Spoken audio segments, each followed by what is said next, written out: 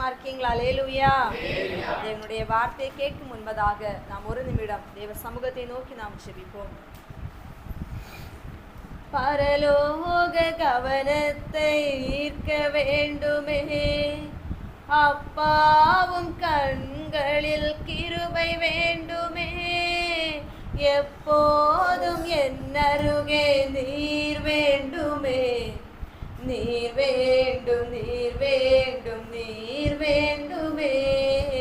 பரலோக கவனத்தை ஈர்க்க வேண்டுமே, அப்பாவும் கண்களில் கிருபை வேண்டுமே, எப்போதும் என்னருகே நீர் வேண்டுமே, நீர் வேண்டும், நீர் வேண்டும், நீர் வேண்டுமே.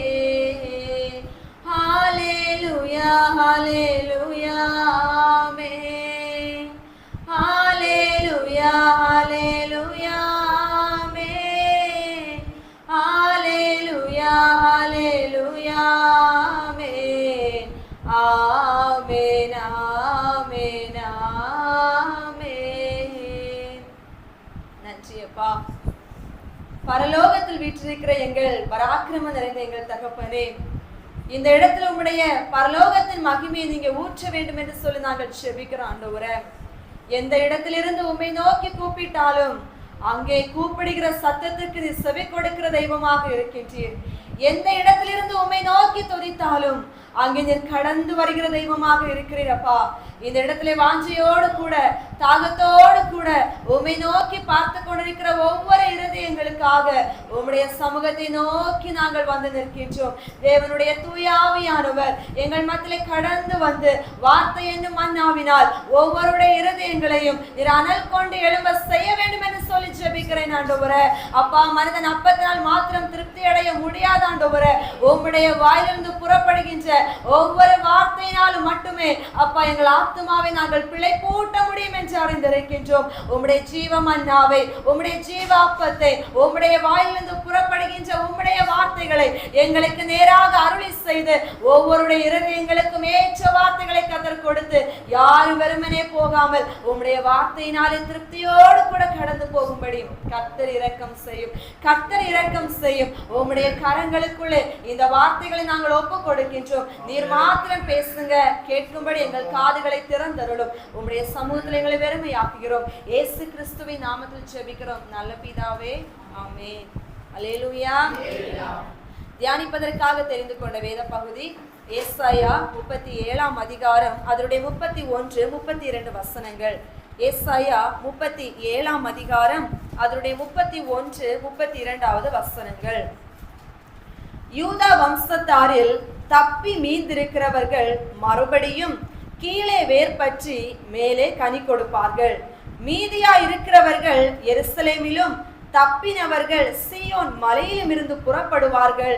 சேனைகளின் கர்த்தருடைய வைராக்கியம் இதை செய்யும் என்பதாக. அல்லேலூயா.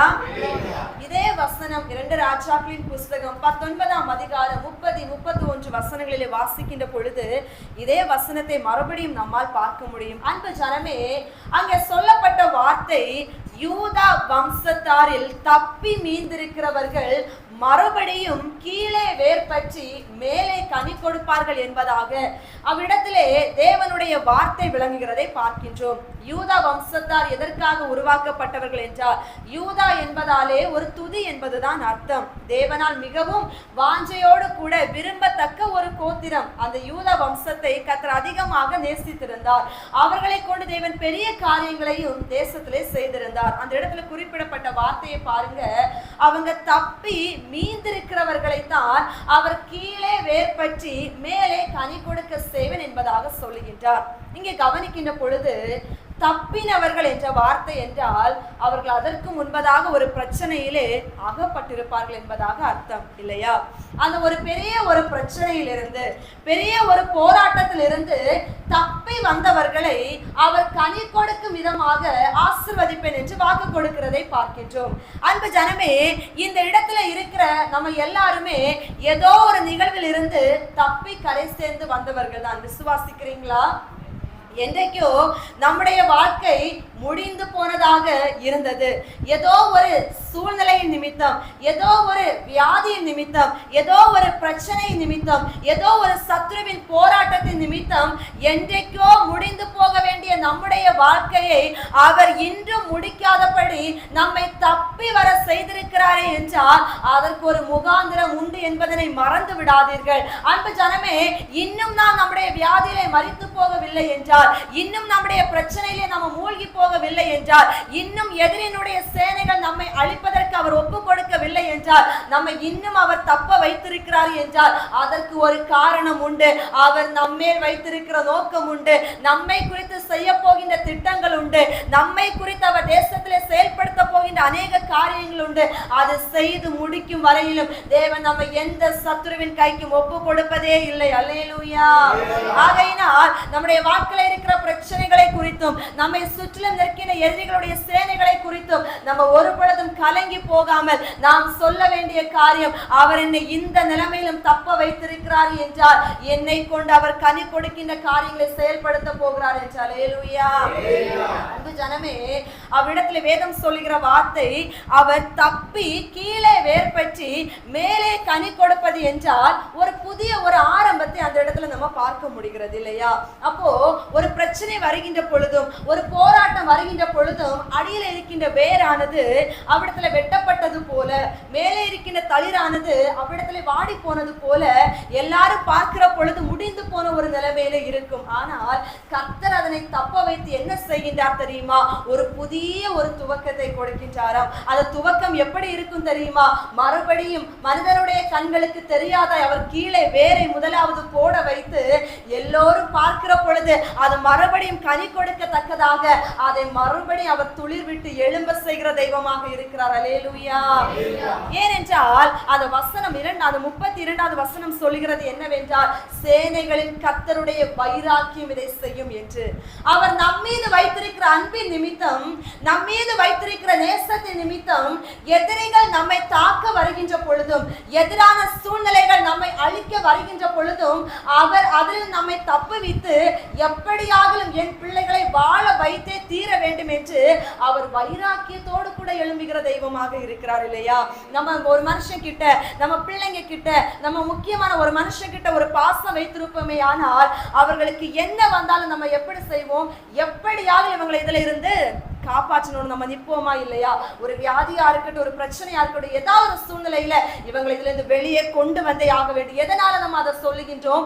அளவுக்கு அதிகமா அவங்களை நேசிக்கிறதுனால, அவங்க நமக்கு ரொம்ப முக்கியமானவர்கள் என்பதனால அவங்கள தப்பு வித்து அவங்களை கரை சேர்க்க வேண்டும் என்று விரும்புகிறோமே என்றால், பொல்லாத மனிதர்களாகிய நாமே இத்தனை அன்பு இந்த உலக ஜனங்கிட்ட வைத்திருப்போமே ஆனால் நம்மை படைத்த பரம பிதாவானவர் நம்ம கிட்ட வைத்திருக்கிற அன்பின் நிமித்தம் ஏன் அவர் அதை செய்ய மாட்டார் என்று நினைத்து பாருங்கள். அன்பு ஜனமே, அவர் நம்மீது வைத்திருக்கிற அன்பினால் அவர் நம்மை தப்ப வைத்திருக்கின்றார். அந்த தப்ப வைத்திருக்கிற நிலைமையிலிருந்து அவர் மறுபடியும் நமக்கான வேரை ஊன்ற வைத்து மறுபடியும் நம்மை கனி கொடுக்கின்ற மரமாக வாழ வைக்க போகிறார். அல்லேலூயா. அநாதி ஸ்நேகத்தால் என்னை நேசித்தீரையா, காருண்யத்தினால் என்னை இழுத்து கொண்டீரே. அநாதி ஸ்நேகத்தால் என்னை நேசித்தீரையா, காருண்யத்தினால் என்னை இழுத்து கொண்டீரே. உங்க அன்பு பெரியது, உங்க இரக்கம் பெரியது, உங்க கிருப பெரியது, உங்க தயவு பெரியது. உங்க அன்பு பெரியது, உங்க இரக்கம் பெரியது, உங்க கிருப பெரியது, உங்க தயவு பெரியது. அநாதையாய் அலைந்த என்னை தேடி வந்தீரே, அன்பு காட்டி அரவணைத்து காத்து கொண்டீரே. அநாதையாய் அலைந்த என்னை தேடி வந்தீரே, அன்பு காட்டி அரவணைத்து காத்து கொண்டீரே. உங்க அன்பு பெரியது, உங்க இரக்கம் பெரியது, உங்க கிருப பெரியது, உங்க தயவு பெரியது. உங்க அன்பு பெரியது, உங்க இரக்கம் பெரியது, உங்க கிருபை பெரியது, உங்க தயவு பெரியது. அல்லேலூயா. அவருடைய அன்பு பெரியது. அந்த அன்பின் நிமித்தமாகத்தான் அவர் நம்மை தப்பி கரையேற வைத்திருக்கிறார். அல்லேலூயா. நம்ம ஒன்று உணர்ந்து கொள்ள வேண்டும், எப்பொழுது சத்துருவின் சத்தம் அதிகமாக உயர்த்தப்படுகிறதோ அப்பொழுதே உணர்ந்து கொள்ள வேண்டும் கர்த்தருடைய திட்டம் நம்முடைய அருகாமையில் வந்து கொண்டே இருக்கிறது என்று. அல்லேலூயா. கோலியாத் எப்பொழுது தாவீதுக்கு முன்பதாக கோஷமிட ஆரம்பித்தானோ அப்பொழுதே அவனுடைய அழிவு அவனுடைய அருகாமையில் வந்து விட்டதாக தேவன் தாவீதை கொண்டு முன்பதாக நிறுத்தி அவனுடைய தலையை பூமியிலே விழ வைத்தார். அன்பு ஜனமே, எப்பொழுது சத்துரு தேவனுடைய பிள்ளைகளை அழிக்க வேண்டும் என்றும் ஏதோ ஒரு சூழ்நிலையை முடிக்க வேண்டும் என்று நெருங்கி உயர்ந்த சத்தத்தோடு கூட எழும்பி வருகின்றானோ அப்பொழுதே அவனுடைய வல்லமை சடுதியாக விழப்போகிறது என்று அர்த்தம். அல்லேலூயா. அந்நாட்களிலே இதனுடைய பின்னணியை பார்க்கின்ற பொழுது எசேக்கியா ராஜா தான் அந்த யூத குலத்தை அரசாண்டு கொண்டு வந்து கொண்டிருந்தார். எசேக்கியாவை குறித்து நல்லா தெரியும் இல்லையா? அவர் உண்மையுள்ள ஒரு ராஜா, தேவனை குறித்து மிகவும் அதிகமாக அறிந்திருந்த ஒரு மனிதர். விக்கிரக தோப்புகளை எல்லாம் வெட்டி தவிடு பொடியாக்கி கர்த்தர் ஒருவரை ஆராதிக்க வேண்டும் என்று தேவனுடைய ஆலயத்துக்கு ரொம்ப அதிகமாக முக்கியத்துவம் கொடுத்த ஒரு ராஜா. மட்டுமல்ல, கர்த்தருடைய ஆலயத்தை பழுது பார்த்தவர், கர்த்தருடைய முறைமைகளை ஆலயத்துக்குள்ளே கொண்டு வந்து அவரை எப்படி ஆராதிக்க வேண்டும் என்று ஜனங்களை தேவனுக்கு நேராக நடத்தினவர். இப்பேற்பட்ட ஒரு நிலைமையில தான் அவருடைய காதுகளுக்கு ஒரு சத்தம் வருகிறது. என்ன? அசிரிய ராஜாவாகிய அந்த சனகரிப் என்ன பண்ணுகிறான் என்றால், ரப்சாக்கே என்ற ஒருவனை அனுப்பி வைத்து, இப்படியாக நான் யூதாவை மேற்கொள்ள வருகின்றேன், உங்களால ஒண்ணும் பண்ண முடியாது. அதாவது அரண் எல்லா ஜனங்களும் கேட்கும்படி அவன் சத்தம் போட்டு சொல்லியிருந்தான். இங்கே இருக்கிறவங்க சொல்றாங்க, யூத பாஷையில பேசாத, நீ வேறு பாஷையில பேசிட்டு போ, இங்க இருக்கிற ஜனங்கள் கேட்டா பயப்படுவாங்க. இல்ல, நான் அவங்க கேட்கும்படி தான் பேசுவேன்னு சொல்லிட்டு எல்லா ஜனங்களும் பயப்படும்படிக்கு எசேக்கியா ராஜா சொல்லுவான், அவங்களை கர்த்தர் காப்பாற்றுவார். எந்த கர்த்தரும் உங்களை காப்பாற்ற மாட்டார். உங்களுடைய ஹிஸ்டரியை முடிய போகுது.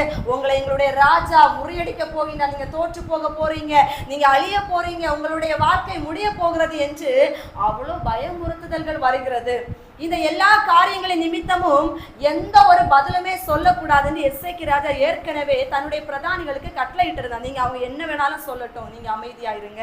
இந்த வார்த்தைகளை எல்லாம் கேட்டுவிட்டு எசேக்கியா ராஜா தன்னுடைய வஸ்திரத்தை கிழித்து ரெட்டு உடுத்தி சாம்பல் உட்கார்ந்து தேவனுடைய ஆலயத்துல தான் முதலாவது கடந்து போகின்றார். அந்த ஆலயத்துல போய் கடந்து போய் அழுகின்றார். என்ன ஒரு நிலைமை! ஏன் இந்த பிரச்சனை?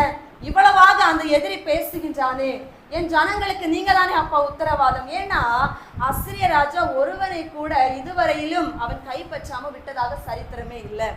எந்த இடத்துல போய் சண்டை போட்டாலும், எந்த இடத்துல போய் போராட்டம் பண்ணினாலும் அங்கே இருக்கிற எதிரியின் படைகளை மேற்கொண்டு விட்டுதான் அவர் கடந்து வருவார்.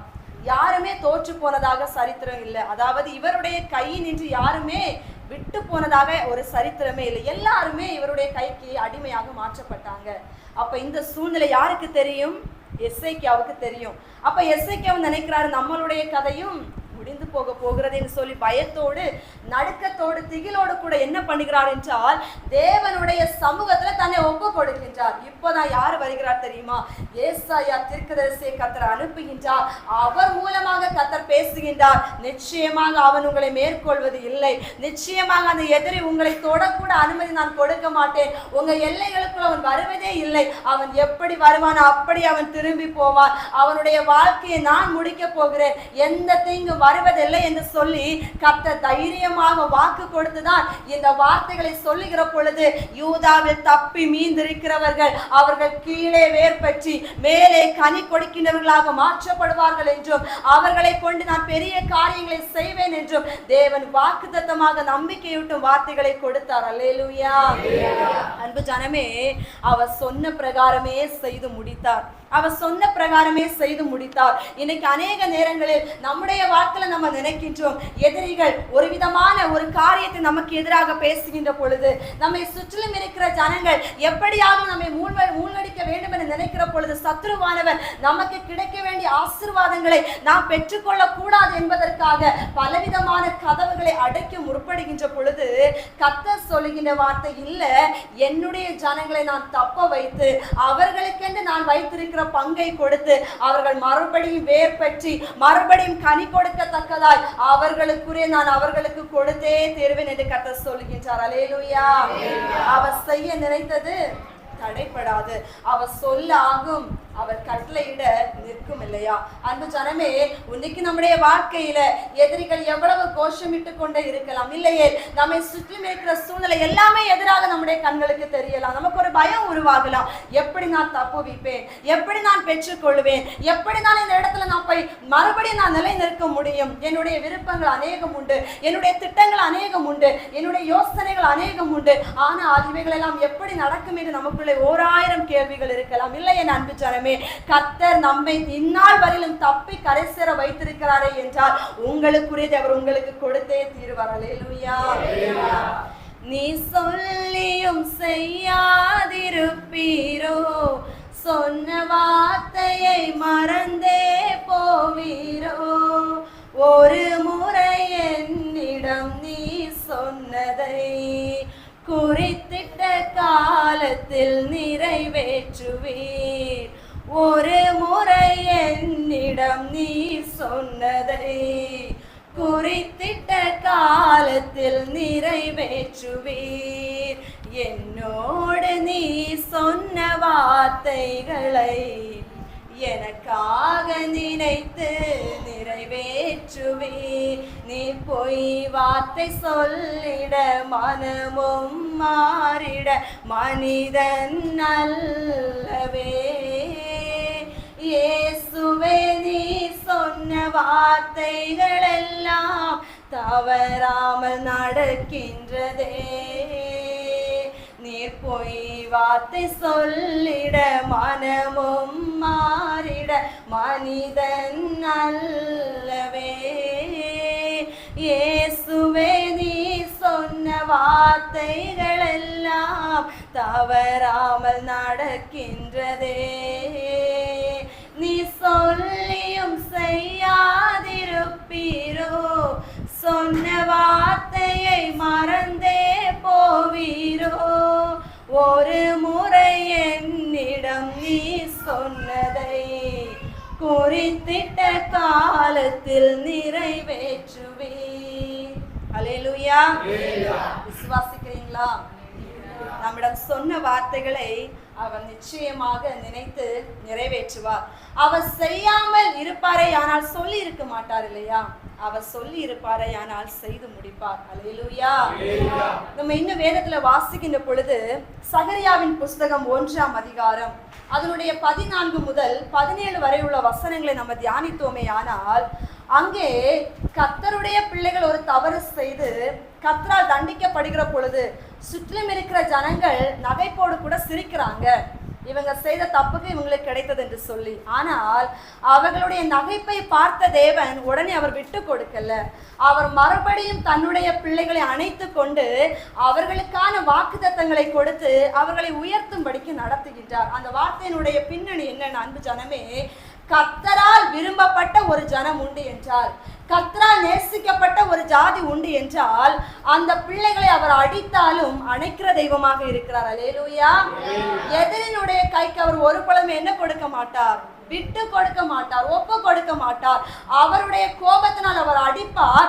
ஆனால் உடனே சத்துரு வந்து அவருடைய பட்சிப்பதற்கு அவர் இடம் கொடுக்காதபடி அவர்களை ஏற்றுக்கொண்டு அவரே மறுபடியும் அவர்களை அணைக்கிற தெய்வமாக இருக்கிறார். உங்களுக்கு புரியும்படி சொல்லணும்னா, உங்க பிள்ளைங்க தப்பு பண்ணா நீங்க அடிப்பீங்க, ஆனா வேற யாராவது அடித்தால் உங்களுக்கு எப்படி இருக்கும்? பிடிக்குமா? கஷ்டமா இருக்குமா? இல்லையா? நம்ம பிள்ளைங்களை வேற ஒருவர் அடிக்கிற பொழுது நம்மளால என்ன பண்ண முடியாது? தாங்கிக் கொள்ள முடியாது, ஏற்றுக்கொள்ள முடியாது. நான் அடிக்கலாம் சரி, நான் வசை சொற்கள் பேசலாம் சரி, நான் திட்டலாம் சரி, ஆனா இவங்க எப்படி என்னுடைய பிள்ளைய பேசலாம், இவங்க எப்படி என்னுடைய பிள்ளைய அடிக்கலாம்? நம்ம கோபப்படுவோமா இல்லையா?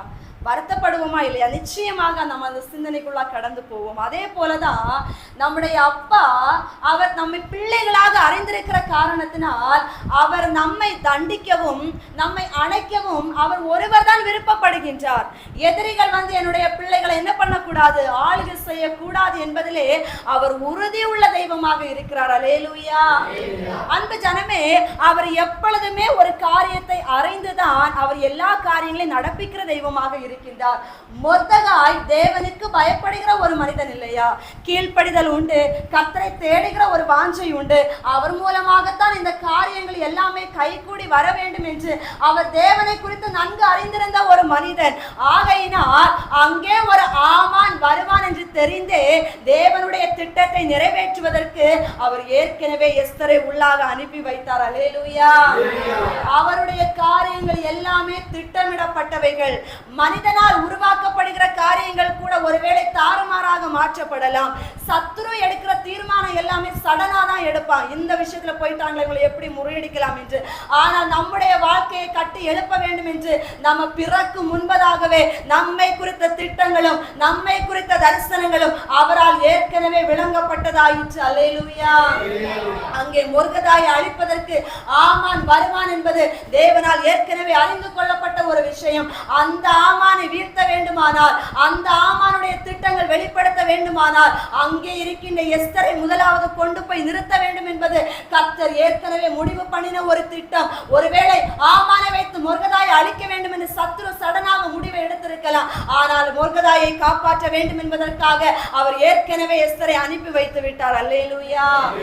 அவர் பாருங்க, ஒரு வஸ்தியை எடுத்து மாத்தி எஸ்தரை கொண்டு உட்கார வைக்கின்றார். அவர் ராஜாக்களை தள்ளி ராஜாக்களை ஏற்படுத்துகிறது போல தம்முடைய பிள்ளைகளை காக்கும்படிக்கு அவர் எதை வேண்டுமானாலும் மாற்றி அமைப்பார். அவர் எதை வேண்டுமானாலும் அவ்விடத்திலே உருவாக்குவார். அவர் எதை வேண்டுமானாலும் செய்து முடிக்க வல்லமை உள்ள தெய்வம். இன்னைக்கு நம்ம நினைக்கிறோம், என்னுடைய வாழ்க்கையில் இப்பொழுது நடக்கிற சூழ்நிலையை பார்த்து இப்பொழுது என்னுடைய வாழ்க்கை ஒரு இடிக்கப்பட்ட ஒரு நிலைமையை போல இருக்கிறதே, ஒரு குலைக்கப்பட்ட ஒரு நிலைமையை போல இருக்கிறதே, எல்லோரும் என்னை பார்த்து வச சொற்கள் பேசத்தக்க ஒரு நிலைமையிலே என்னுடைய வாழ்க்கை சென்று கொண்டே இருக்கிறதே. அப்படியானால் இதுதான் என்னுடைய முடிவா?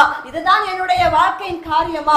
இப்படிதான் என்னுடைய பயணம் இருக்குமா என்று இந்த நிகழ்வை குறித்து நீங்கள் எப்பொழுதுமே முடிவு எடுக்கின்றவர்களாக இருக்கக்கூடாது. தேவன் தாயின் கருவில் தோன்றும் முன்பதாகவே உங்களை குறித்து அவர் என்ன திட்டத்தை வைத்திருக்கிறாரோ அதை அவர் நிறைவேற்றி முடிப்பார் என்கின்ற ஒரு தூர ஒரு நோக்கத்தோடு கூட பயணம் செய்கின்ற பிள்ளைகளாக வாழ வேண்டும். அல்லேலூயா. நாட்களிலே பார்வோன் ரதங்களோடும் சேனைகளோடும் கூட இஸ்ரவேல் ஜனங்களை மூழ்கடிப்பதற்காக கடந்து வருகின்றான் இல்லையா? பார்வோனுடைய சேனை எவ்வளவு வல்லமை உள்ள என்பது எகிப்தின் ஜனங்களுக்கு தெரியும். அங்கே அடிமைப்பட்டு கிடந்த இஸ்ரவேல் ஜனங்களுக்கும் தெரியும் அது எவ்வளவு பெரிய சேனை என்று, எவ்வளவு பெரிய ஒரு ரதம் என்று, எவ்வளவு பெரிய காலாட்கள் உண்டு என்று இஸ்ரவேல் ஜனங்களுக்கு நன்கு தெரியும். அவங்க பயந்தாங்க அதை பார்த்து. இவ்வளவு பெரிய சத்தம் கேட்கிறதே, எங்கள் பின்னிட்டு கடந்து வருகின்றார்களே, இவர்கள் எங்களை விடத்திலே மூழ்கடித்து விடுவார்களோ, முன்னாக சமுத்திரம் இருக்கிறதே, எங்களுடைய வாழ்க்கை முடிந்து போய் விடுமோ, எங்களுடைய திட்டங்கள் முடிந்து போய் விடுமோ, நாங்கள் அங்கே இருந்த கூப்பிட்ட ஒரு கூப்பிடலுக்கு மோசே அனுப்பி வைத்தாலும் கூட இங்கே வழி இல்லாமல் நிற்கின்றோமே, எங்களுடைய வாழ்க்கை அடைக்கப்பட்டு விட்டதே என்று அவர்கள் பயந்தது உண்டு என் அன்பு ஜனமே. ஆனால் கர்த்தர் அவ்விடத்தில் நிரூபித்து காட்டினார், அவர்களை தப்ப வைத்தார். எப்படியாக? பார்வோன் சேனைகள் எவ்வளவு பெரியவர்களாக இருந்தாலும் சரிதான், எத்தனை போர் வீரர்கள் இருந்தாலும் சரிதான், எவ்வளவு பணபலம் இருந்தாலும் சரிதான், எவ்வளவு ஆட்பலம் இருந்தாலும் சரிதான், அவர்களை உருவாக்கினதே நான் என்றால் என்னை அறிகிற என்னுடைய பிள்ளைகளை மீட்பதற்கு எவ்வளவு லேசான காரியம் என்று ஒருவரும் பார்த்திராத ஒரு பிரமிக்கத்தக்க ஒரு காரியமாக செங்கடலையே மதிலாக நிறுத்தி பிளந்து வழியை உருவாக்கி அவர்களை அவ்விடத்தில் கொண்டு போய் சேர்த்து இவர்களை அதே கடலுக்குள்ளே மூழ்கடிக்க முடியும் என்றால் நம்ம தேவனை நோக்கி ஒவ்வொரு நாளும் அவரே கதை என்று பார்க்கிற நம்மை அவர் கைவிடுவாரோ அன்பு ஜனமே? அல்லேலூயா. சில ரதங்களை குறித்தும் குதிரைகளை குறித்தும் மேன்மை பாராட்டினார்கள், அவர்கள் முறிந்து விழுந்தார்கள். ஆனால் நாமோ கர்த்தராகிய இயேசு கிறிஸ்துவை குறித்து மேன்மை பாராட்டும் நாமோ எழுந்து நிற்கின்றோம். அல்லேலூயா. இந்த வசனத்தை நல்லா கவனிக்கணும். அவங்க சில ரதங்களை குறித்தும் குதிரை வீரர்களை குறித்தும் மேன்மை பாராட்டினார்கள், அவர்கள் முறிந்து விழுந்தார்கள். அப்போ இதே வசனம் சொல்லுது நாங்கள் எழுந்து நிற்கிறோம் என்று. ஒரு மனிதன் முறிந்து விழுறதுக்கு முன்னாடி அவன் எழுந்து நின்றிருப்பான். அல்லேலூயா. அவனுடைய பலத்தை வைத்து ஒரு நாள் அவன் எழுந்து நின்றது உண்மைதான், அவனுக்குள்ள இருக்கிற திறமைகளை வைத்து அவன் எழுந்து நின்றது உண்மைதான். ஆனால் அவனை கர்த்தர் ஒரு நாள் நின்ற நிற்பிலையை முறிந்து விட வைத்தார். இங்கே இவர்கள் எழுந்து நிற்கிறோம் என்று சொன்னார்கள். எழுந்து நிற்கும் முன்பதாக அவங்க கண்டிப்பா கீழே விழுந்திருப்பாங்க. ஏதோ ஒரு பிரச்சனையில, ஏதோ ஒரு பாடுகள்ல, ஏதோ ஒரு ஏமாற்றத்துல அவங்க விழுந்தது உண்மைதான். ஆனா அவங்க கர்த்தரையே சார்ந்து நின்னதுனால அவங்க மறுபடியும் எழுந்து நிறுத்தப்பட்டார்கள். அல்லேலூயா. இன்னைக்கு நம்முடைய வாழ்க்கையில நம்ம கேட்க வேண்டிய கேள்வி, நம்ம இன்னைக்கு எதை குறித்து மேன்மை பாராட்டி கொண்டிருக்கின்றோம். சத்ருவை குறித்து ஒரு பொழுது மேன்மை பாராட்டக்கூடாது. அவனுடைய வல்லமை குறித்து ஒரு பொழுது பிரமிக்க கூடாது. அவன் இவ்வளவு பிரவாகித்து வருகின்றானே, இவ்வளவு திரளாய் வருகின்றானே, இவ்வளவு பலத்தவனாய் இருக்கின்றானே, அப்படியானால் ஒரு தாவீது எப்படி நின்றிருக்க முடியும் என்று கேட்கின்றேன். கோலியாத் அவ்வளவு உயரவனாக இருந்த பொழுதிலும் ஒரு சின்ன ஒரு தாவீது, உயரத்திலே குறைவானவன், பலத்திலே பார்ப்பதற்கு எல்லாராலும் ஒரு சின்னவனாக தான் காணப்பட்டான். ஆனால் அவன் எப்படி அந்த ஒரு கோலியாத்துக்கு முன்பதாக போய் நின்றான் என்று கேட்கின்றேன். தாவீதுக்கு பின்னால படைபலம் இல்ல, ஆள்பலம் இல்ல. ஒருத்தன் கூட கோலியாத்தை எதிர்த்து நிற்க எனக்கு தைரியம் இருக்கிறது சொல்லுவதற்கு ஒருவரும் இல்லை என் அன்பு ஜனமே. ஆனா தாவீதால் எப்படி சொல்ல முடிந்தது? தாவீதால் எப்படி நிற்க முடிந்தது? தாவீதால் எப்படி சிரிக்க முடிந்தது? தாவீதால் எப்படி அவனுக்கு மறுமொழி கொடுக்க முடிந்தது? தாவீதால் எப்படி அந்த கல்லை சுழற்றி எறிய முடிந்தது என்று கேட்கின்றேன். ஏனென்றால் அவன் தன்னை நம்பவில்லை, தன் பலத்தை நம்பவில்லை, தனக்குள் இருக்கின்ற என்ன திறமை அவன் நம்பவில்லை. அவன் இஸ்ரவேலின் தேவனாகிய கர்த்தரை மட்டுமே நம்பி இருந்தான். அல்லேலூயா, அல்லேலூயா.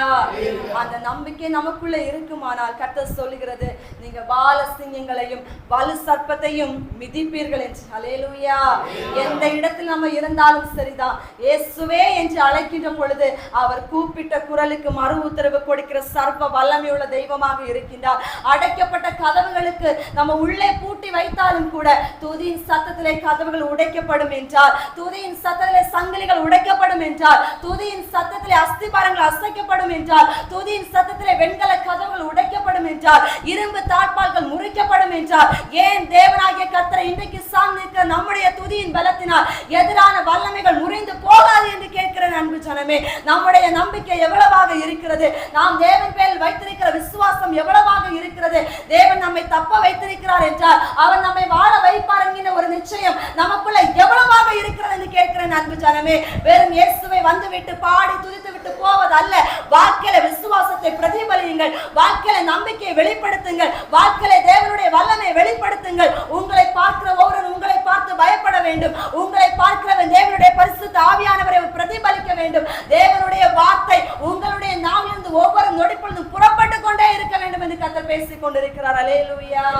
உங்களை தப்ப வைத்திருக்கிறது சும்மா உட்காருவதற்காக அல்ல, உங்களை கொண்டும் கனி கொடுக்க முடியும் என்பதனை நான் நிரூபித்து காண்பிக்கும்படிக்கு நான் உங்களை கொண்டு நிறுத்தி இருக்கிறேன் என்று கர்த்தர் பேசிக் கொண்டிருக்கிறார். அல்லேலூயா. இன்னும் பார்க்கிற பொழுது வேதத்திலே நாகும் 2ஆம் அதிகாரம் அதனுடைய 2வது வசனத்திலே கர்த்தர் சொல்லுவார், வெறுமையாக்குகிற சத்துரு வந்து வெறுமையாக்கி போட்டாலும் கூட நான் இஸ்ரவேலின் மகிமையை திரும்ப வர பண்ணுவேன் என்று. அல்லேலூயா. சத்துரு வந்து உங்களுடைய ஆசீர்வாதங்களை பறித்து போட்டாலும், உங்களுக்குரியதை அவன் எடுத்து கொண்டாலும், நான் மறுபடியும் அதே மகிமையை கொடுப்பதற்கு வல்லமை உள்ள கர்த்தர் என்று அவர் சொல்லுகின்றார். விசுவாசிக்கிறீங்களாங்க? இழந்து போயிற்றே, முறிந்து போயிற்றே, என்னை விட்டு ஏமாற்றத்தோடு கூட அந்த காரியங்கள் போய்விட்டது என்று நினைக்காமல் உங்களுக்கு உரிய மகிமை உங்களை வந்து சேரும். அல்லேலூயா. அது எங்கேயுமே போகாது. உங்களை இந்த நிலைமையில தான் வாழ வைக்கணும்னு அவர் தீர்மானம் எடுத்திருந்தால் அந்த நிலைமையில் அவர் வாழ வைத்துதான் தீர்வார். விசுவாசிக்கிறீங்களா? நேபுகாத்நேச்சர் ராஜாவை எல்லாருக்கும் தெரியும் தானே. அந்த ராஜா ஒரு நாள் ஆணவம் மிக்கவராக இருந்தார். தங்கிட்ட பெரிய அரண்மனை இருக்கு, தங்கிட்ட பெரிய படைபலம் இருக்கு, தங்கிட்ட பெரிய ஒரு மகிமை இருக்கு, தன்னை சேவிக்கிற அநேக ஜனங்கள் இருக்கிறாங்க, தனக்கு கீழ்ப்படுகிற அநேக ஜனங்கள் இருக்கிறாங்கன்னு சொல்லிட்டு ஒரு மகிமையோடு கூட எழுந்து நின்று அவன் பேசின ஒரு வார்த்தை என்ன?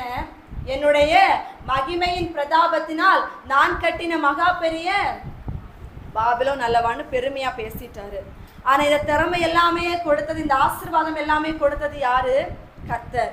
இப்போ ஒரு நொடியில மேட்டிமையான வார்த்தைகளை பேசி அவர் எவ்விடத்திலே தேவனை விட்டு தூரம் போகத்தக்கதான ஒரு பெருமைக்குள்ளாக மாற்றப்பட்ட பொழுது ஆண்டவர் அப்படியே சிங்காசனத்திலிருந்து தூக்கி எங்க போட்டார்? காட்டுக்குள்ள போட்டார். அந்த காட்டுக்குள்ள போட்ட பொழுது அவர் ஒரு மிருகத்தை போல புல்லை மேய்கின்றவராக, அவருடைய நகங்கள் எல்லாமே ஒரு மிருகத்துக்கு ஒப்பதான ஒரு நிலைமையில அவருடைய எண்ணங்கள் எல்லாமே மாறுகிறது, அவருடைய எல்லா செயல்களும் மாற்றப்படுகிறது. அப்ப அவருக்குரிய தண்டனை அவருக்கு கொடுக்கப்பட்டது. அந்த தண்டனையில் இருந்து அவர் உணர்ந்து கொண்ட ஒரு விஷயம், எவரை தாழ்த்தவும் அவராலே ஆகும், அகந்தை உள்ள எந்த மனுஷனை தாழ்த்தவும் அவராலே ஆகும் என்பதை நான் அறிந்து கொண்டேன் என்று அவர் அந்த இடத்துல தன்னை ஒப்பு கொடுத்தார். ஒப்பு கொடுத்த பிறகு என்ன ஆச்சுன்னு நினைக்கிறீங்க? இழந்து போன அதே ராஜஸ்தானத்துல மறுபடியும் கொண்டு உட்கார வச்சார்.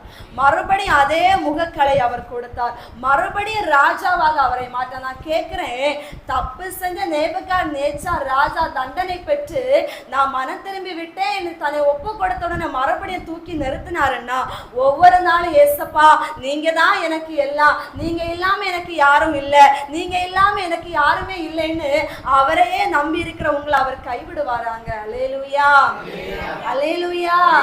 ஏன் நம்முடைய விசுவாசம் குறைந்து போகிறது? ஏன் பயப்படுறீங்க? ஏன் எதை குறித்து கலங்குறீங்க?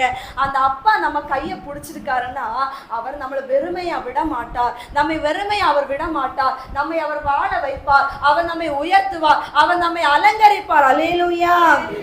அன்பு ஜனமே, சத்துரு எப்பொழுதுமே ஒரு திட்டத்தை அவன் உருவாக்குகிறது. எதை வைத்து உருவாக்குவானே என்றால், நம்ம எந்த சூழ்நிலையில பயணிக்கிறோமோ அந்த சூழ்நிலையை வைத்த ஒரு திட்டத்தை உருவாக்குவான். இப்ப நீங்க அதிகமா ஜெபிக்கிறீங்க, அதிகமா பாடுறீங்க, அதிகமா விசுவாசத்துக்குள்ள போறீங்கன்னா டக்குன்னு ஒரு குழி அவங்க முன்னாடி வெட்டுவான். ஆமாவா இல்லையா? பார்த்திருக்கீங்களா?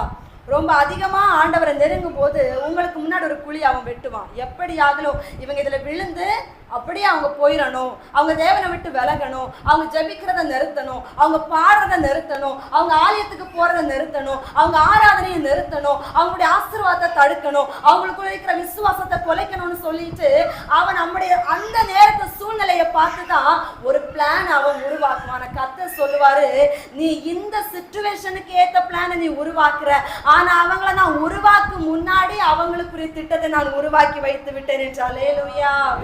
புறம்படி சொல்லணும்னா எரேமியாவின் புஸ்தகம் 1ஆம் அதிகாரம் 6 முதல் 8 வசனங்களை வாசித்து பாருங்கள். எரேமியா 1ஆம் அதிகாரம் 6 முதல் 8 வசனங்கள். 5வது வசனம். நான் உன்னை தாயின் வயிற்றில் உருவாகும் முன்னே உன்னை அறிந்தேன், நீ கற்பத்திலிருந்து வெளிப்படும் முன்னே நான் உன்னை பரிசுத்தம் பண்ணி உன்னை ஜாதிகளுக்கு தீர்க்கதரிசியாக கட்டளையிட்டேன் என்றார். நல்ல வாசிங்க, அந்த வசனம் என்ன சொல்லுது? தாயின் கருவில் உருவாகும் முன்னாடியே நான் உன்னை தீர்க்கதரிசியாக, உருவாகும் முன்னாடியே நீ தீர்க்கதரிசியா இருக்கணுமா? நீ டாக்டரா இருக்கணுமா? நீ இன்ஜினியரா இருக்கணுமா? நீ அஸ்ஸா இருக்கணுமா? டீச்சரா இருக்கணுமா? ஒரு ஊழியக்காரங்களா இருக்கணுமான்னு சொல்லிட்டு அவர் தாயின் கருவில் உருவாகும் முன்னாடி அவர் பிளான் பண்ணிட்டாரு. அந்த பிளான் அவர் வச்சுதான் இந்த பூமியில நம்மளை படைச்சு விட்டுருக்காரே தவிர இங்க வந்த பிறகு பிளான் பண்றது கிடையாது. சத்ரு தான் நம்முடைய அந்த சிச்சுவேஷனுக்கு ஏத்த மாதிரி பிளான் பண்ணி நம்மளை அடிக்க பார்ப்பான். ஆனா கர்த்தர் நம்மை உருவாக்கும் முன்பதாகவே நமக்கான சூழ்நிலையை அவர் ஒவ்வொரு நொடி பொழுதிலுமே அமைத்து கொண்டே இருக்கின்றவர். மட்டுமல்ல, எரேமியா 1ஆம் அதிகாரம் 19வது வசனம் சொல்லுகின்றது, அவர்கள் உனக்கு விரோதமா யுத்தம் பண்ணுவார்கள், ஆனாலும் உன்னை மேற்கொள்ள மாட்டார்கள், உன்னை ரட்சிக்கும்படி நான் உன்னுடனே கூட இருக்கிறேன் என்று. அல்லேலூயா. எப்ப நடக்கு தெரியுமா? ஊழியத்துல இன்னும் காலடி அவர் எடுத்து வைக்கல. அவர் சின்ன பிள்ளையா இருக்கும் போதே அவர் சொன்னது, தாயின் கருவில் தோன்றும் முன்னே தீர்க்கதரிசியாக நான் தெரிஞ்செடுத்துட்டேன், உன்னை கொண்டு நான் பேச போகிறேன், உனக்கு விரோதமா எழுப்பி வருவாங்க, ஆனா உன்னை மேற்கொள்ள மாட்டாங்கன்னு அவர் ஸ்டெப் எடுத்து வைக்கும் முன்னாடி அவர் பேச ஆரம்பிச்சுட்டார். அப்படின்னா கர்த்தருடைய செயல் எப்படிப்பட தெரியுமா? நம்ம எப்படியெல்லாம் வாழ போறோம், நம்ம வாழ்க்கையில என்னெல்லாம் பிரச்சனை வரப்போகுது, அந்த பிரச்சனையிலிருந்து எப்படியெல்லாம் நான் உங்களை விடுவிக்க போறேன், அந்த பிரச்சனை நடுவில் உங்க மேல வைத்திருக்கிற திட்டத்தை நான் எப்படி நடத்த போகிறேன் என்று எல்லாவற்றையும் நீங்கள் தாயின் கருவில் உருவாகும் முன்பதாகவே அவர் உங்களுடைய இறப்பு வரையிலான காரியங்களை நிர்ணயம் செய்துதான் இந்த பூமியிலே உங்களையும் என்னையும் படைத்து அனுப்பி இருக்கின்றார். அல்லேலூயா. படைத்தவரை நினைத்து பாருங்களுங்க. இந்த உலகத்துல இருக்கிற எல்லா சத்துருவின் கை நின்றும் கர்த்தர் உங்களை மீட்டு கொண்டு பெரிய ஜாதியாக நடத்துவார். அல்லேலூயா. சில நேரங்கள்ல நம்ம சுற்றிலும் இருக்கிறவங்க ஒரு கேள்வியை எழுப்புவாங்க, எப்படி இந்த வியாதியிலையும் நீ சுகமா இருக்கிற, எப்படி இந்த ஆக்சிடென்ட்ல நீ தப்பித்து வந்த, இப்படி ஒரு பெரிய ஒரு பிரச்சனை நீ எப்படி சந்தோஷமா உன்னால சிரிக்க முடியுது, எப்படி உன்னால இந்த காரியத்தை செய்ய முடியும், நம்ம கிட்ட கேள்வி எழுப்புறவங்க இருப்பாங்களா? இல்லையா? இருப்பாங்க. ஆனா நம்ம சொல்ல வேண்டிய வார்த்தை என்ன தெரியுமா? கர்த்தர் என்னை தப்ப வைத்திருக்கிறார். அல்லேலூயா. சொல்லுங்க, கர்த்தர் என்னை தப்ப வைத்திருக்கிறார், கர்த்தர் எனக்கான பங்கை கொடுப்பார். அவர் என்னிடத்துல சொன்ன வார்த்தைகளை நிறைவேற்றுவார். நான் நிச்சயமாக பெற்றுக்கொள்ளுவேன். என் தேவனால் நான் பெற்றுக்கொள்ளுவேன். என் இயேசுவின் நாமத்தினால் நான் பெற்றுக்கொள்ளுவேன். நான் அவருக்கு ஒரு மகிமையான சாட்சியாக நிற்பேன். என்னை எதிர்க்கிற சத்துரு எத்தனை வழியிலே வந்தாலும் என் கர்த்தர் என்னோடு இருக்கிறபடியினால் அவர்கள் தேடியும் காணாதிருப்பார்கள். அல்லேலூயா. விசுவாசத்தோடு சொல்லுங்க அல்லேலூயா. எஸ்ஐயா 37ஆம் அதிகாரம் அதனுடைய 26வது வசனத்தை வாசியுங்கள். எஸ்ஐயா 37 அதனுடைய 26வது வசனம். நான் வெகு காலத்திற்கு முன் அதை நியாமித்து பூர்வ நாட்கள் முதல் திட்டம் பண்ணினேன் என்பதை நீ கேட்டதில்லையோ? இப்பொழுது நீ அரணான பட்டணங்களை பாழாய் மண்மேட்டுகளாக்கும்படி நானோ அதை சம்பவிக்க பண்ணினேன். அல்லேலூயா. நான் வெகு காலத்துக்கு முன் அதை நியமித்து பூர்வ நாட்கள் முதல் அதை திட்டம் பண்ணினேன். பூர்வ நாட்கள் என்றால் என்ன? நான் இப்பொழுது இந்த காரியத்தை குறித்து தீர்மானம் பண்ணினது இல்லை. அது ஆதியிலேயே என்னால் தீர்மானம் செய்யப்பட்ட கிரியைகளும் திட்டங்களும் முடிவுகளும் தீர்மானங்களுமாக இருக்கிறது என்று அவ்விடத்தில் எசேக்கியா ராஜாவை கர்த்தர் பலப்படுத்துகிற வார்த்தைகளை நம்ம கேட்கின்றோம். அன்பு ஜனமே, தேவனுடைய திட்டம் நிறைவேற்றுவதற்கு தடையாக ஒரு சனகரிப்பு அல்ல, 100 சனகரிப்பு வந்தாலும் கர்த்தர் செய்ய நினைத்தது செய்தே முடியும். அல்லேலூயா. அவர் செய்யணும்னு நினைச்ச காரியத்தை ஒன்றல்ல, இரண்டல்ல, 1000 அல்ல, 10000 பேர் வந்தாலும் அவர்கள் அதனை மேற்கொள்ள முடியாதபடிக்கு கர்த்தர் சொன்னதை செய்து முடித்தே தீருவார். அல்லேலூயா. எலியாவினுடைய வாழ்க்கையில் அவரை சோர்ந்து போக வைக்க எத்தனையோ தீர்க்கதரிசிகள் வந்தாங்க. 450 தீர்க்கதரிசிகள், பாகா தீர்க்கதரிசிகள், அதை தவிர்த்து ஒரு எசபேல், அதை தவிர்த்து ஒரு ஆகாப் ராஜா, இவங்க எல்லாருமே நிற்கிறாங்க. எல்லாராலையுமே நெருக்கப்பட்ட அந்த எலியாவை கர்த்தர் எடுத்து எப்படி பயன்படுத்தினார்? அன்பு ஜனமே, கர்த்தரே தெய்வம் என்று, கர்த்தரே தெய்வம் என்று அவர் மட்டுமல்ல, எல்லாராலையுமே அவரிடத்துல நெருக்கத்தை கொடுத்த அதே தீர்க்கதரிசிகள் வாயிலிருந்து புறப்பட வைத்தாரே என்றால், இன்னைக்கு நம்மை சுற்றி நிற்கிற எதிரிகள் வாழ்ந்து கர்த்தர் சொல்லக்கூடிய வார்த்தை என்ன தெரியுமா? நீ தேவனுடைய பிள்ளை, உன்னை என்னால் எதையுமே செய்ய முடியாது. நீ தேவனுக்கு உரியவன், உன்னை என்னால் எதையுமே செய்ய முடியாது. நீ தேவனுக்கு உரியவன், ஆகையினால் உங்களுடைய காரியங்களை என்னால பறிக்க முடியாது என்று சத்துருவே திரும்பி போகத்தக்க அளவிற்கு கர்த்தர் நம்முடைய காரியங்களை ஜெயமாக முடிப்பார். அல்லேலூயா. அன்பு ஜனமே, எரோது ராஜா பிறந்த ஆண் பிள்ளைகளை எல்லாம் கொல்ல வேண்டும் என்று தீர்மானம் எடுத்த அப்பதான் ஏசப்பா பிறக்கிறாங்க இல்லையா? அப்போ அவ்விடத்திலே ஆவியானவரனாலே வெளிப்படுத்தப்பட்டு யோசேப்பை பத்திரப்படுத்தி கர்த்தர் பிள்ளையோடு கூட கொண்டு போக வைத்தது. எரோது ராஜா ஆண் பிள்ளைகளை கொல்ல வேண்டும் என்று திட்டம் பிறப்பிக்கும் முன்பதாகவே அவர் எச்சரித்து அவ்விடத்திலே பாதுகாப்பை கட்டளையிட்டு விட்டார். நம்முடைய வாழ்க்கையிலும் ஒரு பிரச்சனை வருவதற்கு முன்பதாகவே தேவனுக்கு தெரியும் என்ன பிரச்சனை வரப்போகிறது, என்ன போராட்டம் வரப்போகிறது, என்ன தடைகள் வரப்போகிறது என்பது அவர் அறியாமல் ஒன்றுமே நம்முடைய வாழ்க்கையில நடக்காது. விசுவாசிக்கிறீங்களா? அல்லேலூயா. அவர் அறியாமல் எதுவும் நம்முடைய வாழ்க்கையில நடக்காத காரணத்தினால்தான் ஒவ்வொரு இடர்களிலும் இருந்து கர்த்தர் நம்மை மறுபடியும் தூக்கி எடுத்துக்கொண்டு நிலை நிறுத்தி இருக்கிறார். அல்லேலூயா. அவர் அறியாமல் இருந்திருந்தால் நம்ம என்னைக்கும் மூழ்கடித்து உள்ள போய் நம்மளுடைய ஆவி எல்லாம் போய் இன்னைக்கு நம்ம சாப்டரே முடிந்திருக்கும். அவர் அறிந்திருக்கிறபடியினால் தான் கர்த்தர் நம்மை தப்ப வைத்திருக்கிறார். விசுவாசிக்கிறீங்களா? அல்லேலூயா. ஒருவேளை நம்முடைய வாழ்க்கையில கப்பல் சேதம் ஏற்படலாம். பவுல் பயணம் செய்த கப்பல்ல சேதம் உண்டாயிற்று. ஆனா பவுல் மரித்து போனாரா? இல்லை. தேவனுடைய ஒரு விசேஷித்த குணம் என்னன்னா, நமக்கு வரக்கூடிய பிரச்சனைய அவருடைய பிரச்சனையாக அவர் எடுத்து யுத்தம் பண்ணுகிறவராக இருக்கிறார். அல்லேலூயா. பவுல் கிட்ட ஒரு வார்த்தையை கேட்பார், நீ துன்பப்படுத்துகிற இயேசு நானே என்று ஒரு கேள்வி கேட்பாரா? இல்லையா? ஆனா பவுல் யாரை துன்பப்படுத்தினார்? சவுலா இருக்கும்போது யாரை துன்பப்படுத்தினார்? சபைகளையும் தேவனுடைய மனுஷர்களையும் துன்பப்படுத்தினார். ஆனா தேவன் கேட்ட வார்த்தை என்ன? நீ துன்பப்படுத்துகிற இயேசு நானே. அப்ப தேவனுடைய பிள்ளைகளை துன்பப்படுத்துவது யாரை துன்பப்படுத்துவதற்கு சமானம்? தேவனை துன்பப்படுத்துவதற்கு சமானம். ஆகையினால் நமக்கு வரக்கூடிய பிரச்சனை அது நமக்கான பிரச்சனை அல்ல, நம்மை நடத்துகிற தேவனுக்குரிய பிரச்சனை. அவர் வைராக்கியமாக எழுந்து நின்று நமக்காக அவர் யுத்தத்தை நடப்பிக்கிற தெய்வமாக இருக்கிறார். அல்லேலூயா.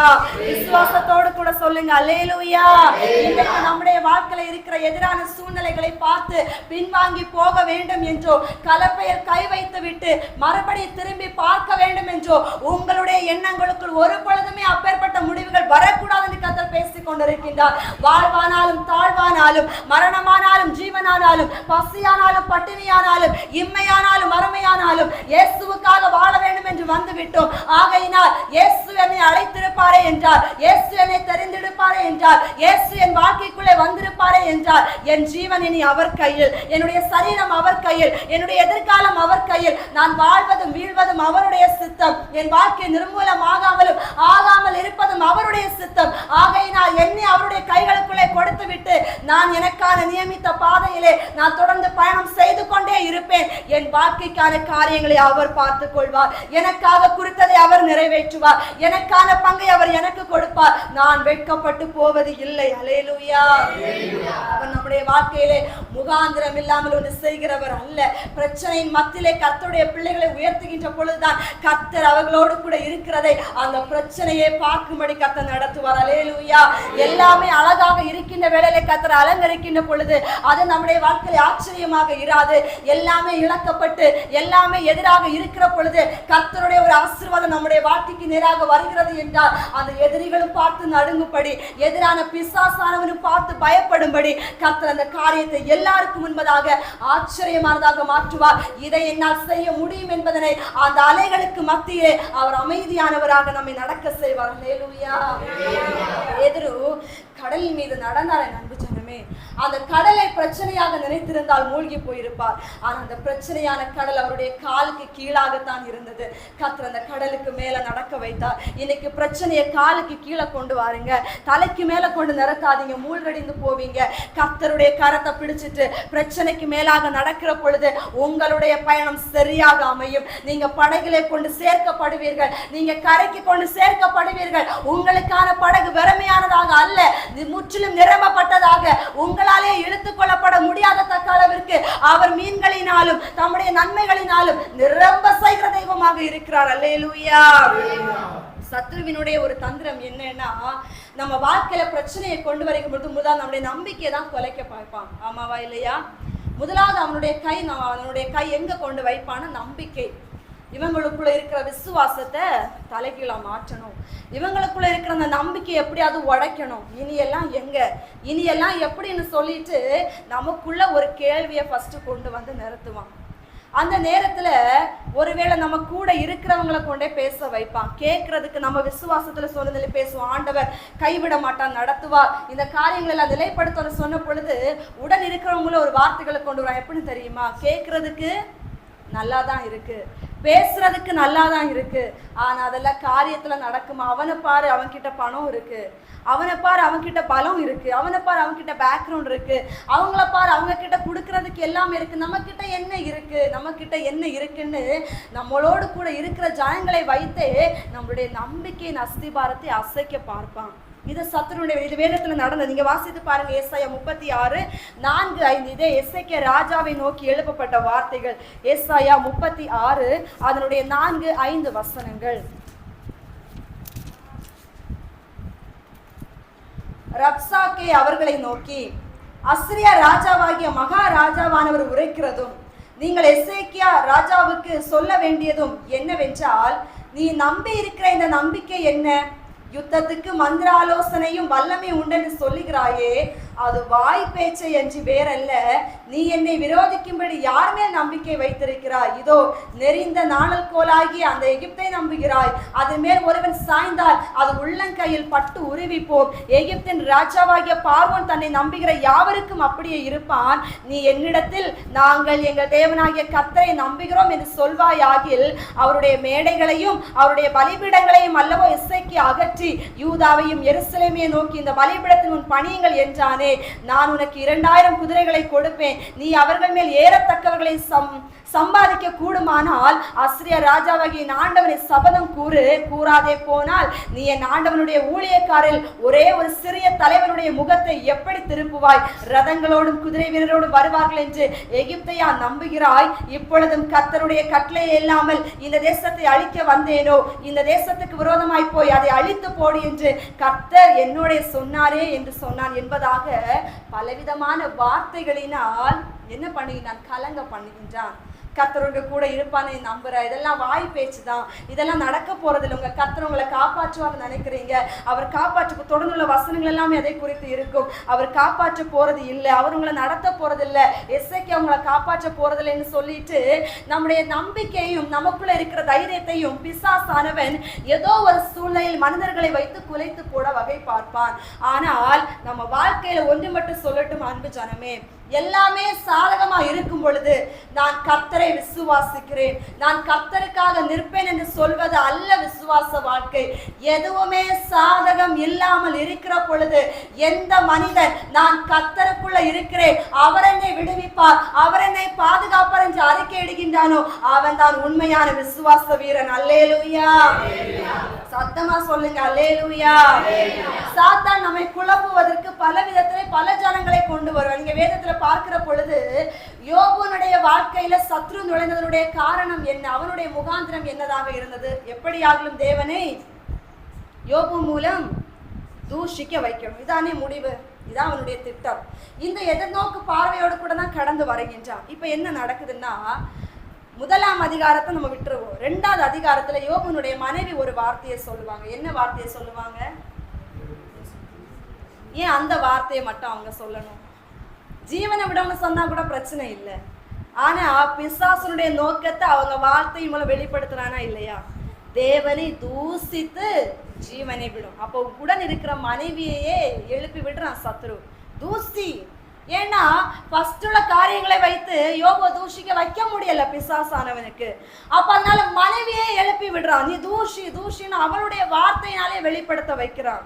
அப்ப பிசாசு எப்படிப்பட்டவன் பாருங்க, நம்ம கூட இருக்கிறவங்களை வைத்து தான் எல்லாமே இழந்து நடுவில் நம்ம குப்பை போல நிக்கிற பொழுது எழுப்பி நின்று சொல்லுவாங்க, இனியெல்லாம் உன் வாழ்க்கை உருப்பட போறதில்லை, இனியெல்லாம் நீங்க மேல வர போறதில்லை, இனியெல்லாம் நீங்க நினைத்தது நடக்க போறதில்லை, இனியெல்லாம் நீங்க ஜொலிக்க போறது இல்லை, இனியெல்லாம் நீங்க எல்லாருக்கும் முன்னையில மகிமைப்பட போறதில்லை, உங்க வாழ்க்கை தோடு கூட முடிந்து போயிட்டு என்று கூட இருக்கிறவங்களை எழுப்பிதான் சொல்ல வைப்பா. அதான் சத்ருவினுடைய தந்திரம், அதான் அவருடைய முகாந்திரம். ஆனா யோபு அதற்கு விழுந்து போகல.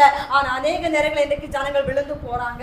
என்னுடைய கணவன் இதை சொல்றாங்க, உண்மையாதான் இருக்கும், என்னுடைய பிள்ளைகள் சொல்றாங்க உண்மையாதான் இருக்கும், என்னுடைய பெற்றோர்கள் சொல்றாங்க உண்மையாதான் இருக்கும், இப்படி சொல்லிட்டு உடன் இருக்கிறவங்களே நம்மை நம்பிக்கை குலைச்சலுக்கு நேராக நடத்துகின்ற பொழுது அநேக நேரங்களும் நம்ம விழுந்து போகிறாங்க. கர்த்தர் சொல்கிறது இல்லை, எந்த நிலையில உங்களுக்கு எதிரான சூழ்நிலை உங்களை அழிக்க வேண்டும் என்று சத்ரு எழுப்பி வருகிற பொழுது எந்த நிலையில நீங்க என்ன பண்ணக்கூடாது, தேவனை விட்டு தூரம் போவதற்கோ உங்க நம்பிக்கையின் அஸ்திபாரம் குலைப்பதற்கோ நீங்கள் இடம் கொடுக்க கூடாது என்று கர்த்தர் பேசிக் கொண்டிருக்கிறார். அல்லேலூயா, சத்தமா சொல்லுங்க அல்லேலூயா. வேதத்துல வாசியுங்கள், ஏசாயா 37ஆம் அதிகாரம் 33 முதல் 35 வரை உள்ள வசனங்களை வாசியுங்கள். ஏசாயா 37 அதனுடைய 33 முதல் 35 வரை உள்ள வசனங்கள். ஆகையால் கர்த்தர் அசிரிய ராஜாவை குறித்து அவன் இந்த நகரத்துக்குள் பிரவேசிப்பதில்லை, இதன் மேல் அம்பு எய்வதும் இல்லை, இதற்கு முன்பதாக கேடகத்தோட வருவதும் இல்லை, இதற்கு எதிராக கொத்தளம் போடுவதும் இல்லை. அவன் இந்த நகரத்துக்குள் பிரவேசியாமல் தான் வந்த வழியே திரும்பி போவான். என் நிமித்தமும் என் தாசனாகிய தாவீதின் நிமித்தமும் நான் இந்த நகரத்தை ரட்சிக்கும்படிக்கு இதற்கு ஆதரவா இருப்பேன் என்று கர்த்தர் உரைக்கிறான்னு சொல்லி அனுப்பினார். அல்லேலூயா. இவ்வளவு நேரம் பயந்த காரியங்கள் அநேகம் உண்டு. அவன் யாரை கூட இதுவரைக்கும் விட்டு வச்சதே இல்லை. ஆசிரியர் ராஜா சனகரீப் யாரையுமே இதுவரைக்கும் அவன்கிட்ட போய் இவன் தோத்துட்டு வந்ததாக சரித்திரமே இல்லை. போன இடையெல்லாம் சனகரீப் ராஜாவுக்கு தான் வெற்றி. ஏன்னா படைப்பெல்லாம் அவ்வளவு இருக்கு, அவ்வளவு டேலண்ட் எல்லாமே இருக்கு. அதனாலதான் எஸ்ஐக்குள்ள ஒரு பயம். அப்போ எல்லாரையும் ஜெயிச்சுட்டு வந்துட்டா. இப்ப கடைசி என்கிட்ட வந்திருக்கிறான், யூதாவுடைய நிலைமையை முடிஞ்சு போகிற அந்த ஒரு திகில் அவனுக்குள்ள இருந்தது உண்மைதான். அப்பதான் கர்த்தர் பேசுறார், என்ன தெரியுமா, அவன் இந்த நகரத்துக்குள் பிரவேசியாமல் அவன் வந்த வழியே என்ன போவான், திரும்பி போவான். என் தாசனாகிய தாவீது நிமித்த இந்த நகரத்தை நான் ரட்சிக்கும்படி நான் ஆதரவா இருப்பேன் என்று கர்த்தர் பேசுகிறார். அல்லேலூயா. கர்த்தர் நம்ம கிட்ட சொல்லுகிற வார்த்தை, நான் உங்களுக்கு ஆதரவா இருப்பேன், எல்லா பிரச்சனைகளும் நான் உங்களுக்கு ஆதரவா இருப்பேன், உங்களுக்கு எதிராக எந்த சூழ்நிலை வந்தாலும் நான் ஆதரவா இருப்பேன். என்னை தாண்டி உங்களை ஒரு நிழல் கூட, ஒரு தோல்வி கூட, ஒரு ஏமாற்றம் கூட கடந்து வர முடியாது. நான் திட்டமிட்டது தான் நடக்கும், நான் தீர்மானம் பண்ணதுதான் உங்க வாழ்க்கையில நடக்கும். உங்க வாழ்க்கையில நான் நினைத்த தீர்மானங்கள் தான் கடைசியில நிறைவேற்றப்படும் என்று கர்த்தர் பேசுகிறார். அல்லேலூயா. நம்ம பிள்ளைங்க சின்னதா இருக்கும்போது பிறந்த உடனே நமக்கு ஒரு ஆசை இருக்கும் இல்லையா? அவங்களை எப்படி வளர்க்கணும், என்ன படிக்க வைக்கணும், எப்படி திருமணம் பண்ணி கொடுக்கணும், அவங்க எதிர்காலம் எப்படி, நம்ம ஒரு திட்டத்தை படைத்திருப்போம். அந்த திட்டத்தை நோக்கியே நம்முடைய பயணம் செஞ்சு கொண்டே இருக்கும். ஆனா கர்த்தர் அப்படி இல்லை. அதே பிள்ளை நம்முடைய வயிற்றுல இருக்கும் பொழுதே அவர் ஒரு திட்டத்தை உருவாக்கி இருப்பார். இந்த பிள்ளை எப்படி வளரணும், என்ன படிக்கணும், எங்க போகணும், என்ன செய்யணும்னு அவருக்குள்ள ஒரு திட்டம் இருக்கும் தெரியுமா? அந்த திட்டத்தை நிறைவேற்றும்படி நம்முடைய திட்டத்தை உடைப்பார். அல்லேலூயா. விசுவாசிக்கிறீங்களா? கர்த்தருடைய திட்டம் நிறைவேற்றும்படி நம்முடைய திட்டங்களை அவர் உடைப்பார். பார்த்திருக்கீங்களா அந்த விஷயங்களை? நான் அநேக நேரங்களை கவனித்திருக்கிறேன். நமக்குன்னு ஒரு தீர்மானத்தை எடுத்து நம்ம பயணம் செய்துட்டே இருப்போம். டக்குன்னு அந்த வாசல் அடைக்கும். ஆனால் அங்கே வேற எந்த பிரச்சனை இருக்கு போல தோணும். ஏன்னு கேட்டால் கர்த்தருக்கான திட்டம் வேறு ஒன்றாக இருக்கும். அதை பெற்றுக்கொள்ளும்படிக்கு நமக்கான திட்டத்தின் வாசலை அடைத்து அவருக்கான திட்டத்தின் வாசலை திறந்து அவர் நம்மை நடத்தி கொண்டே இருப்பார். அல்லேலூயா. அந்த பாதையை நம்பி பயணிக்கிற பொழுது வாழ்க்கை பிரகாசமாக இருக்கும். விசுவாசிக்கிறீங்களா? அல்லேலூயா. நம்ம எதிர்க்க நம்ம கிட்ட ஒரு சவால் போடலாம். யாராவது நீங்க நன்மையே பெற்றுக்கொள்ள முடியாது, நீங்க எல்லாம் மேன்மையா வரமாட்டீங்கன்னு. ஆனா அந்த சவாலை யார் தெரியுமா எடுத்துக்கொள்வார்? கர்த்தர் எடுத்துக்கொள்வார். ஒரு மனுஷனுடைய வாழ்க்கையில நடந்த ஒரு சாட்சி. அந்த ஊழியக்காரருடைய பேர் ஜாய்சன். அப்போ அவர் ஒரு ஆண்டவரை அறியாத ஒரு இடத்துல அவர் ஏற்றுக்கொண்டு நம்முடைய குறிப்பிட்ட நாகர்கோவில் பட்டணத்துல அவர் ஊழியத்திற்காகவே கடந்த ஊழியத்தை ஸ்தாபித்தார். அவர் ஆண்டவரை ஏற்றுக்கொண்டவருடைய வாழ்க்கையில வியாதிகள் வந்தது, கஷ்டங்கள் வந்தது, தரித்திரம் வந்தது, போராட்டம் வந்தது, பல விதமான காரியங்கள் வாழ்க்கையில நடந்தது. அந்த நேரத்துல அவருக்கு முன்னாடி தெரிந்த ஒரு நபர்னு வைத்துக் கொள்ளுங்க. அவர் இந்த மந்திரவாதம் விக்கிரக காரியங்களுக்கெல்லாம் இடம் கொடுக்கிற ஒரு மனுஷன். அப்போ கூப்பிடுறாரு, இப்பேற்பட்ட ஒரு நிலைமையில இருக்குல்ல, நீ முன்னாடி இருந்த மாதிரியே கடந்து வா, நம்ம பழைய மாதிரியே இருப்போம், இதெல்லாம் நீ விட்டுட்டு வான்னு கூப்பிட்டார். அப்ப இவர் சொன்னார், இல்ல சத்தியத்தை அரைஞ்சிட்டேன், உண்மையான தெய்வத்தை அரைஞ்சிட்டேன், என்ன வந்தாலும் என்ன சோதனை வந்தாலும் மரணம் வந்தா கூட நான் அவரை விட்டுட்டு வரமாட்டேன், எனக்கு ஏன் இயேசு போதும், என்னை யாரும் எதுவும் செய்ய முடியாதுன்னு சொல்லிட்டு வைராக்கியமா பேசினாரு. இதை கேட்ட அந்த மனுஷன் என்ன சொன்னாருன்னா, நான் உனக்காக மந்திரவாதம் பண்ண போறேன், நீ 3 நாள்ல செத்து போயிருவ, 3ஆம் நாள் சாயங்காலம் 5 மணிக்கு முன்னாடி நீ இறந்து போயிருவ, இது நடக்குதா இல்லையான்னு பாருன்னு சவால் விட்டுட்டு போனார். இவரும் சரி ஓகே நீ பண்ணு, பரவாயில்ல பாத்துக்கிறேன்னு சொல்லிட்டு இவரும் அமைதியா இருந்தாரு. இவர் அதை குறித்து நினைக்கவே இல்லை. இவர் ஆண்டவரோடு கூட பயணம் செய்தார், ஜெபித்தார், அவருடைய காரியங்களை இணைந்து பயணம் செய்து கொண்டே இருந்தார். சரி, இவருக்கு என்னன்னா 3 நாள் கழிஞ்சிருச்சு. சரி, இந்த மனுஷனை காணலையே, சவால் விட்டுட்டு போன ஒரு மனுஷன் வந்தார் இல்லையா, காணுமே சொல்லிட்டு இவரை பார்க்க போனார். அவரை பார்க்கறதுக்கு போகும்போது அவங்க வீட்டுல போய் கேட்கிறாரு, அவருடைய பேரை சொல்லி அவர் எங்கேன்னு கேட்டாரு. அது உங்களுக்கு தெரியாதா? தெரியாது. நேற்றைக்கு அந்த குறிப்பிட்ட ஒரு பாலத்துல நின்றுட்டு இருந்தாரு. அப்போ ஒருத்தங்க கொஞ்சம் கொடூரமான மனுஷன் கேட்டாங்க, ஏன் நீ இதுல நிக்கிறேன்னு. சும்மா தான் நிக்கிறேன்னு சொன்னே தட்டி விட்டாங்க. மனுஷன் கீழே விழுந்து செத்து போயிட்டாரு. அல்லேலூயா. எப்ப நடந்தது? 5 மணிக்கு முன்னாடியும் நடந்துருச்சு. அல்லேலூயா. யாருக்கு 5 மணி 3 நாள் டைம் குறிச்சிட்டு போனாரு? இந்த ஊழியக்காரருக்கு. ஆனா அதே டைம் ஆண்டவர் கணக்குல எடுத்துட்டாரு. அதே 3 நாள் 5 மணிக்கு முன்னாடி உயிரை நான் பறிக்கிறேன்னு சொல்லிட்டு அந்த மனுஷனுடைய வார்த்தை அவருக்கே போய் பலித்தது. அப்ப கர்த்தருடைய பிள்ளைகளுக்கு எதிராக சவாலும் சரி சபதமும் சரி எதை செஞ்சாலும் அது பலிக்குமாங்க? இல்ல. ஏன்னா நம்மோடு இருக்கிறவர் பெரியவர், அவர்களோடு இருக்கின்றவர்களை பார்க்கிலும் நம்மோடு கூட இருக்கிறவர் பெரியவர். உங்களுடைய மயிரெல்லாம் எண்ணப்பட்டிருக்கிறதுன்னு கர்த்தர் சொல்லுகின்றார். அவர் சொல்லுகின்றார், சரீரத்தை கொல்லுகிறவனுக்கு நீங்க பயப்படாமல் ஆத்மாவுக்கு உத்தரவாதத்தை கொடுக்கிற தேவனுக்கு பயந்து வாழுங்கள் என்று சீஷர்களை ஊழியத்துக்கு அனுப்பும் பொழுதே சொல்லி அனுப்பிவிட்டார். உங்களை ஒருத்தன் கொல்லுவேன்னு சொல்றானா, அவனுக்கு பயப்படாதீங்க, உங்க ஆத்மாவை பாதுகாக்க நான் வல்லமை உள்ளவர், எனக்கு பயந்து வாழுங்க, என்னுடைய வார்த்தையை நம்பி வாழுங்க, அவங்களுக்கெல்லாம் நீங்க பயப்பட வேண்டிய அவசியமே இல்லை என்று தைரியத்தை கொடுத்து அனுப்பி விட்டாருங்க. அதனாலதான் அவங்க எல்லா தேசங்களும் சுற்றி திரிந்து கர்த்தருடைய வார்த்தையை போதிக்க முடிந்தது. இன்னைக்கு தேவன் நம்மை பார்த்து சொல்லுகிறார், நீங்கள் கீழே வேர் பற்றி மேலே கனி கொடுக்க வேண்டும் என்றால், நீங்கள் தோல்வி இல்லாதபடி உங்களை தோற்கடிக்க வேண்டும் என்று வருகிற சத்துருவின் முன்னிலை எழுதி மகிமை அடைய வேண்டும் என்றால், இன்றைக்கு நீங்கள் கர்த்தரை சார்ந்து நிற்கிறவர்களாக மாற வேண்டும். அல்லேலூயா. எப்பொழுதுமே நினைத்துக் கொள்ளுங்க, என்னை தப்ப வைத்திருக்கிறாரே என்றால் அவர் என்னை வாழ வைப்பார். என்னை இந்த இடத்துல காப்பாற்றி கொண்டு வந்திருக்கிறாரே என்றால் அவர் என்னை கனி கொடுக்க வைப்பார். அவர் எனக்கு சொன்னதை செய்து முடிப்பார்.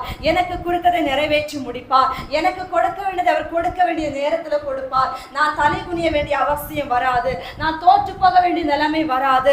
நான் மற்றவர்கள் மத்தியில் கையேந்திய வேண்டிய ஒரு நிலைமை வராது.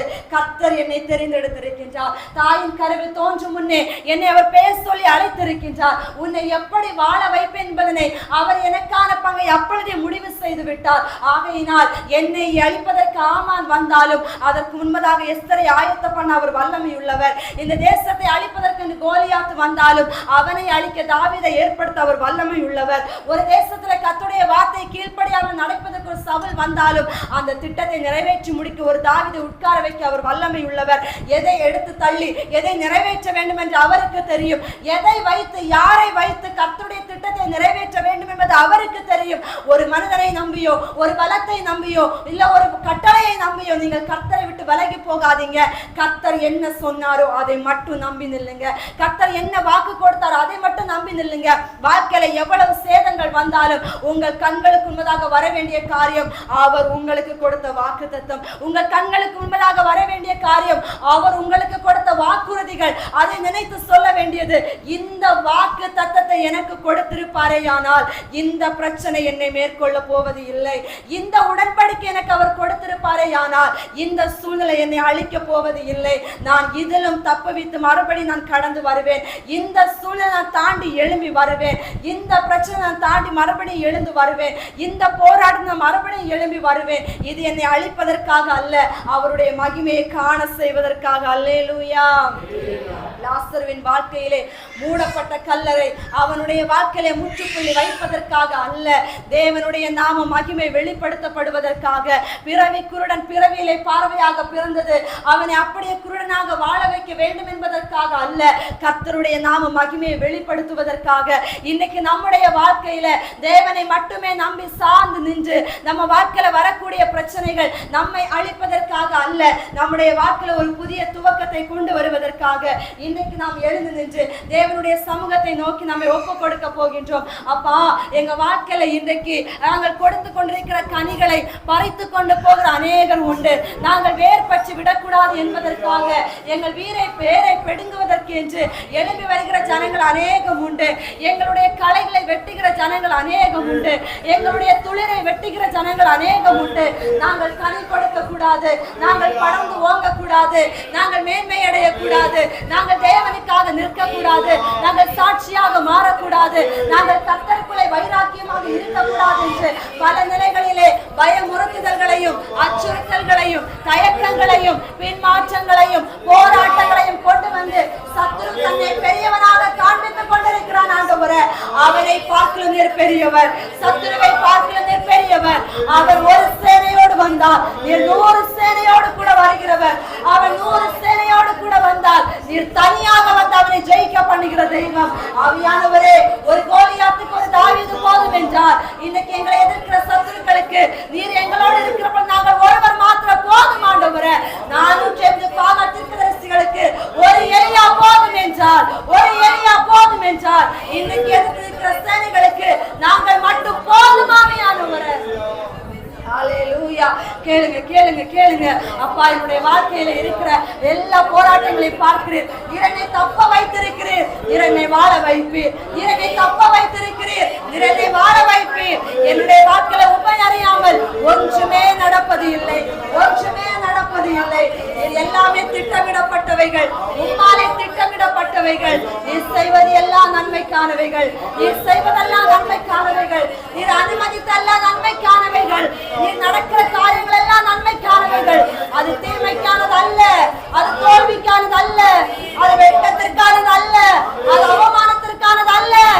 அது மறுபடியும் வேர் பற்றி கனி படுக்க வைப்பதற்காக, அது கீழே வேர் பற்றி மேலே கனி படுக்க வைப்பதற்காக கர்த்தர் உங்களோடு கூட இருக்கிறார் என்பதனை நிரூபிப்பதற்காக அன்பு ஜனமே, நிரூபிப்பதற்காக அன்பு ஜனமே. வாழ்க்கையில ஒவ்வொரு நாளும் அனுபவிக்கிற பிரச்சனைகளை குறித்து கேள்விகளை எழுப்பாதீங்க, கவலைப்படாதீங்க, சோர்ந்து போகாதீங்க. ஏன் இந்த கேள்வி என்று நினைக்காதீங்க. அவர் எல்லாவற்றையும் திட்டமிட்டு இருக்கின்றார். அவர் உங்களை நடத்த வேண்டும் என்று திட்டமிட்டு இருக்கின்றார். உங்களை அவர் வாழ வைக்க வேண்டும் என்று திட்டம் அமைத்திருக்கின்றார். அதனால அவர் தப்பு வைத்திருக்கின்றார். எத்தனை பிரச்சனைகள் வந்தது உண்டு இல்லையா? கடன் பாரத்தினால சிக்கப்பட்ட நாட்கள் உண்டு. பலவிதமான வறுமைகளினால் அடைந்த நாட்கள் உண்டு. எதிரிகளை பார்த்து நடுங்கின நாட்கள் உண்டு. இன்றையோடு என்னுடைய கதை முடிந்து விட்டது நினைத்த நாட்கள் உண்டு. ஏன் தப்ப வைத்தா? ஏன் தப்ப வைத்தா? யூதாவில் தப்பினவர்களை கீழே பற்றி மேலே கனி கொடுக்க வைப்பேன் என்று சொன்னாரே. இன்றைக்கு உங்களை பார்த்து நகைக்கிற கூட்டத்தை பார்த்து பயப்படாமல் உங்களை ரட்சிக்கிற தேவனுக்கு பயந்திருப்பீர்களே, ஆனால் அவர் உங்களை கீழே வேர் பற்றி மேலே கனி கொடுக்க வைப்பார். மேலே கனி கொடுக்க வைப்பார். அவர் ஒரு புது பலனை கொடுக்கின்றார், ஒரு புது தைரியத்தை கொடுக்கின்றார், ஒரு புது நம்பிக்கையை கொடுக்கின்றார். அல்லேலூயா. நீர் என்னோடு இருக்கும்போது என்னாலும் வெற்றி வெற்றி. சந்தோஷமா சொல்லுங்க. ஆமென். Yes Lord. தோல்வி எனக்கில்லையே, நான் தோற்று போவதில்லையே. தோல்வி எனக்கில்லையே, நான் தோற்று போவதில்லையே. Hallelujah, hallelujah, hallelujah. Hallelujah, hallelujah, hallelujah. Hallelujah, hallelujah, hallelujah. Hallelujah, hallelujah, hallelujah.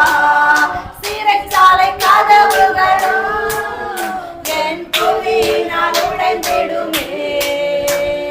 சிறைச்சாலை கதவுகளும் என் புவியினால் உடைந்திடுமே. அபிஷேகம் எனக்குள்ளே நான் ஆடிப்பாடி மகிழ்ந்திடுவே. அபிஷேகம் எனக்குள். சந்தோஷமா சொல்லுங்க. ஆமென். ஹalleluya, hallelujah, hallelujah. ஆமென். ஹalleluya, hallelujah, hallelujah. Hallelujah, hallelujah, hallelujah. Hallelujah, hallelujah, hallelujah. நீர் என்னோடு அப்பா, நீங்க கூட இருக்கீங்க. நீங்க எனக்கு வெற்றியை கொடுப்பீங்க. நீங்க என்ன தப்ப வைப்பீங்க. நீங்க என்ன விடுவிப்பீங்க. நீங்க என்ன கனி கொடுக்க வைப்பீங்க. தோல்வி எனக்கில்லையே, நான் தோற்று போவதில்லையே. தோல்வி எனக்கில்லையே, நான் தோற்று போவதில்லையே.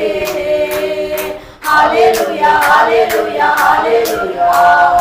Hallelujah, hallelujah, hallelujah. Hallelujah, hallelujah, hallelujah. Hallelujah, hallelujah, hallelujah. ஸ்தோத்திரம்.